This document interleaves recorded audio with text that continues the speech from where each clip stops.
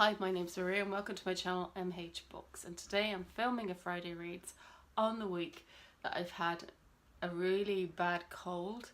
I should in fact be at a work event tonight, but beyond doing the actual hours of work and then going home to sleep, I've not been able to do anything this week. I have been listening to some books on one book on audio. And I got a little bit read, but not a huge amount, mostly reading on the bus on the way to and back from work. So it should be short. The introduction doesn't seem to be, but the actual filming should be short.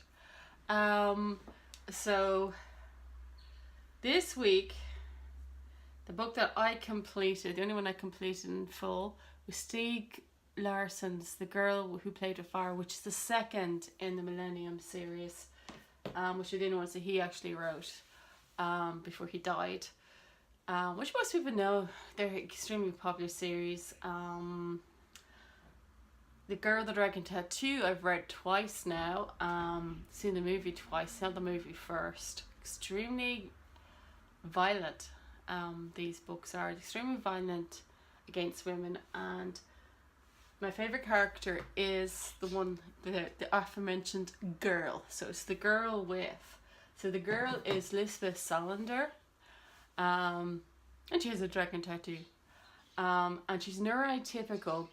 And at the end of The Girl with the Dragon Tattoo, I hope this is not too much for small, but she comes into some money. So the second book, people complain about it being really slow paced at the beginning, but I loved it. It's about how this neurotypical girl who's really kick-ass and will basically kill any man who tries to interfere with women violently, even though she's teeny tiny. So this, how she deals with having and she's very antisocial, how she deals with having a whole load of money all of a sudden when she hasn't had money all her life, and what she does with it. And there's a scene in it where she goes to IKEA and she furnishes this brand new apartment. Now this apartment she bought was the second most expensive property in Stockholm, but she goes to IKEA to furnish completely 3 rooms, and it tells you the make and model of each individual piece of furniture, and then the shops goes afterwards to buy the incidentals that you can't buy in IKEA. I just thought it was just exactly what I wanted to know about her. I understand fully why some people said the book was too slow paced, and why was all of this should have been cut. Yeah, if you want a nice fast paced action novel with one kick-ass character. But I actually really enjoyed it, especially as I'm going to see myself, if I came into that much money, doing a hell of a lot differently. So maybe we have more in common than I thought. Though I can't hack in. Lisbeth Salander is a great computer hacker. I can't do that, but maybe we have other things in common. The other book that I'm reading in audio since I have the iPad out is Daisy Jones and the Six, which I'm just reading it here because I'll say the 7 deaths accidentally, because there's 2 books with the 7 in it this year. So it's The 7 Husbands of Evelyn Hugo, which is by Taylor Jenkins Reid.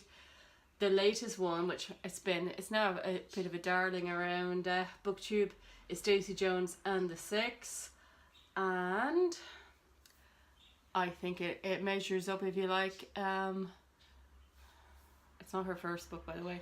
If you like Evelyn, I still look at Evelyn Hugo, The 7 Husbands of Evelyn Hugo. I keep forgetting. It's not Evelyn Hardcastle who died 7.5 times or something. And I think it's even Evelyn Hardcastle. I have to look that up.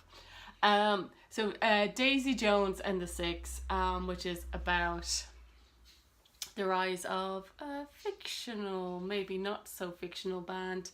The audio version is great because it's done in sort of excerpts of interviews, and it has a full cast narration, and it's really, really, really good. I'm not hugely far in. I'm only on chapter 5, so about 10 to 12% of the way in, but it's very similar to Evelyn Hugo's 7 Husbands, The 7 Husbands of Evelyn Hugo. And if you think if you like the first one, you're going to like this one if you haven't managed to get around to it yet. So other books I haven't quite finished. Oh, I forgot one. It's in my hand. It's like camera adjustment there, I think. Yeah, slight camera adjustment. Hold on. You're falling. Okay, you feel better? You're a bit seasick there. Okay.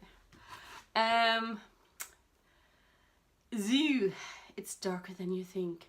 But Otsuichi. I decided this week I'm going to start learning Eastern European names and how to pronounce them. So eventually we'll get to Japanese names because this is ridiculous. I can't pronounce any of the, and a lot of these names are quite common. These are supposedly horror short stories, and it's not a bad category to put them in.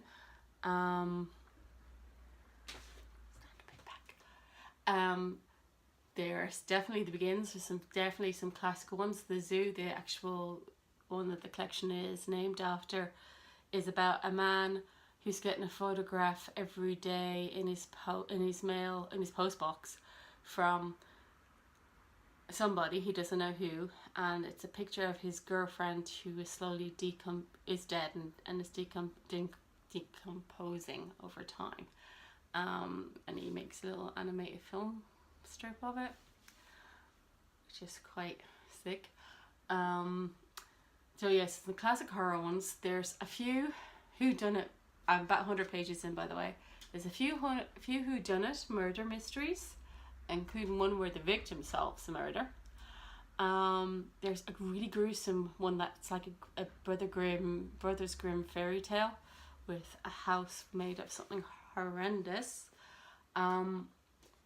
It's a tale of a new being coming into the world and learning what death is quite soon within their lifespan and what it means that things will die, which is quite sad.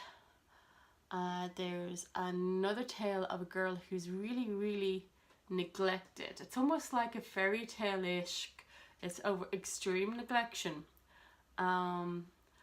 And it's about her overcoming spirit and her finding a way to overcome the fact that her mother is just completely neglecting her. So there's quite a few different styles. So horror would be the easiest classification for it. Loving his story style. So I think I will be picking up goth soon.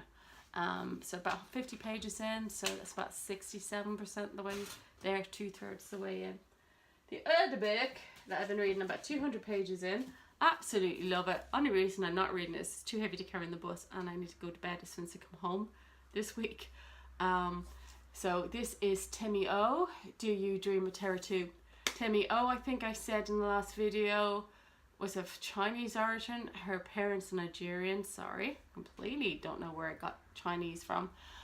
She studied in UL, University of London, did molecular neuroscience. I did molecular neuroscience, she did neuroscience. And she now lives in Edinburgh, I think, with her husband. She lives in Scotland with her husband anyway. It's a book about an alternative world to ours, and where in the Napoleon War, where when the first time we launched rockets, by the time that the Wright brothers are flying in this world, we were launching men into space. So they're ahead in the space race. But in all the other respects, it's the same as this world. So they're going to go to Terra-Two, which is a planet they found that has life-sustaining properties. And as you know, this planet is effed. In this reality, it is in that reality too.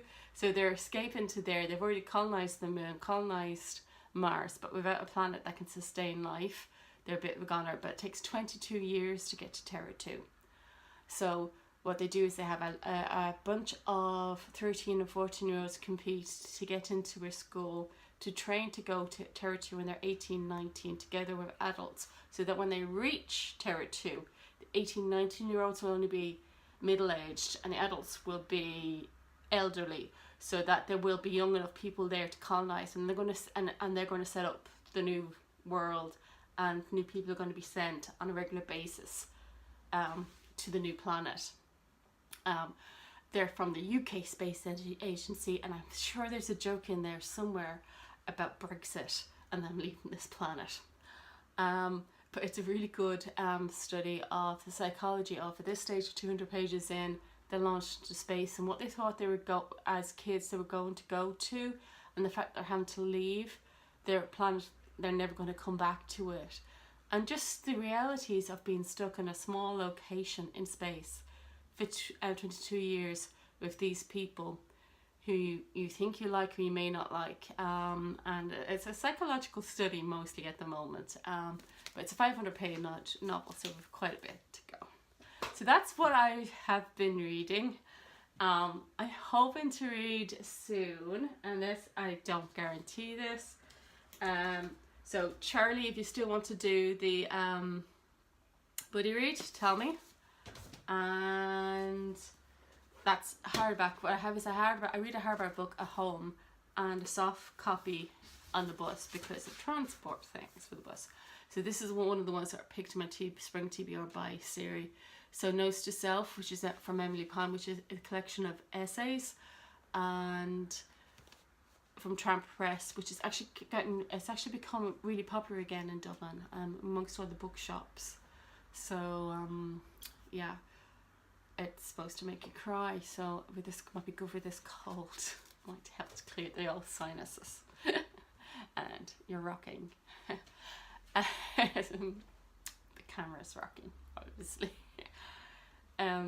Okay, I'm going to sign off here. I'm going to say thank you for watching. Please comment down below. All comments are always welcome. Subscribe if you want to. And I will see you soon. Bye now.